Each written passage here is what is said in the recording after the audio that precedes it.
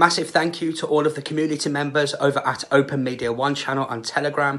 Massive thank you to the subscribers here on YouTube, and a massive thank you to all of the channels, members, admins, team, channel owners, where we're sharing each other's content and supporting each other. Thank you all.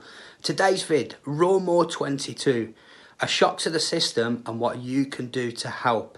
Today we're going to go through what a shock to the system is, what are the causes, the symptoms, the treatments, and what you can do to help. But very briefly, I want to just give an update on all the channel and the thing that I'm doing at the moment, because I've had a few of you message. So the positive reports, we've got 2 positive reports that I'm actually planning to do hopefully before the Christmas festivities. I'm waiting on one bit of information for one of them.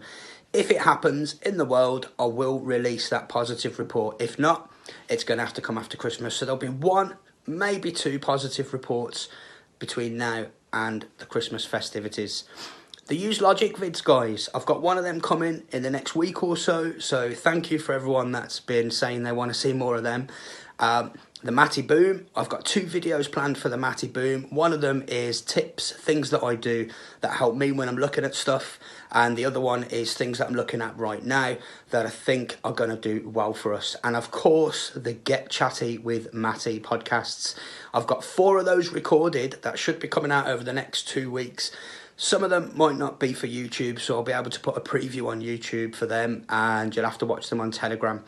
And just as a little giggle here, but I'm being deadly serious, I want to try and make music for each individual vid series. So one for the Get Chatty with Matty, one for the positive reports, etc. So look out for those. Hopefully I'll get all that sorted before this side of Christmas. End of the day, it keeps me entertained and keeps me busy and off the streets, doesn't it? So let's get tucked in, guys. Raw More 22, a shock to the system and what you can do to help. So, as always with the vids that I do, it's an internet search that I've done, and I've managed to come up with an article that I think will be very, very helpful for everyone. So, let's get straight into this. So, what is a shock to the system?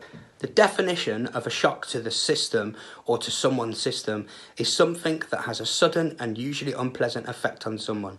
As an example, the cold weather was a shock to my system after being in the tropics. For freshmen, college life can be a real shock to the system. As you can see here, I've did an internet search. Please, as always, do one yourself. A shock to the system, a sudden and unpleasant change, something that has a sudden and usually unpleasant effect on someone. What is an emotional shock? So what is emotional shock? Emotional shock is a reaction that you may have to an unexpected event or traumatic incident that upsets you and makes it hard for you to function, says Amy Daramus, a licensed clinical psychologist and author of Understanding Bipolar Disorder. I carried on doing a bit of a internet search here just to see what else would come up. You can see here it says emotional shock is actually your mind and body's normal and healthy way of processing difficult experiences. What is a breakdown? A nervous breakdown, also known as a mental health crisis or mental breakdown, describes a period of intense mental distress. A person having a nervous breakdown is temporarily not able to function in their everyday life.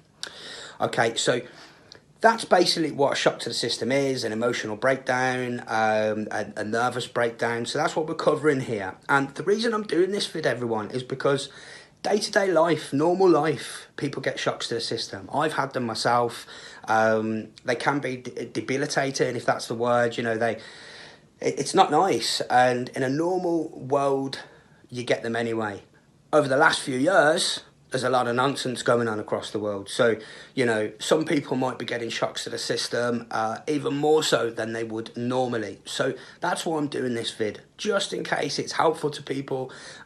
You come across somebody in your life who, you know, has a shock to the system and they could, you know, use this help. So that's why this vid's here. So let's keep going on this.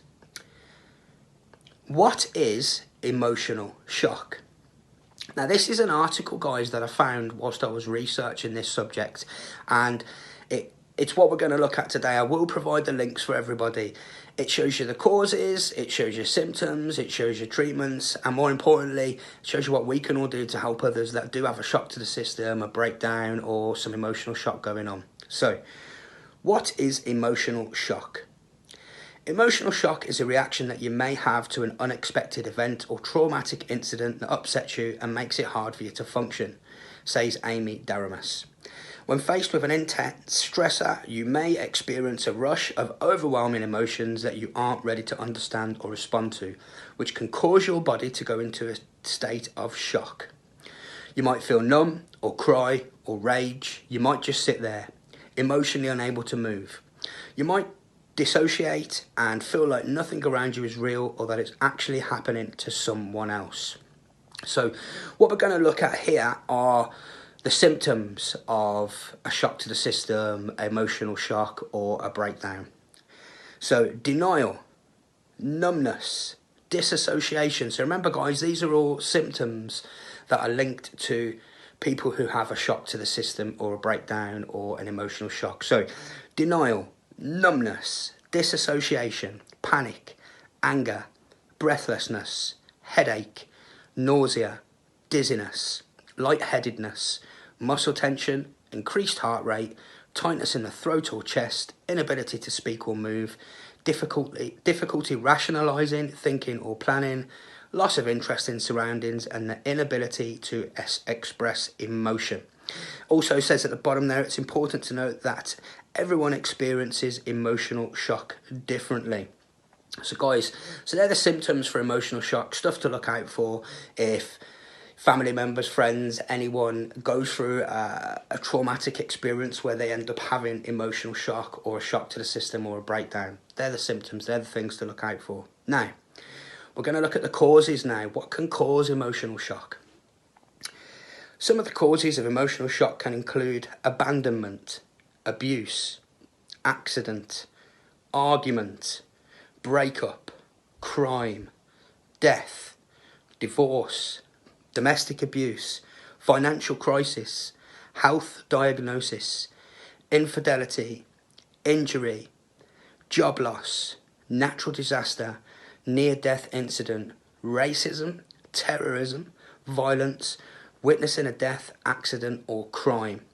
So it's quite a hefty list there, guys, of things that can happen to people in an everyday experience. Hopefully nobody ever experiences a shock to the system. Hopefully they don't, but this video is out there to, things to look out for, what causes a shock to the system, and in a moment we're going to look at what you can do to help after we've had a quick peek at the treatments that are available. So, sometimes people may even experience emotional shock about something good, like a dream job or a marriage proposal, if the emotions are too big to handle at the moment. So most of the time though, it's a response to a scary or intensely painful event. So if something's too overwhelming, even if that's a good thing, sometimes that can cause a shock to the system.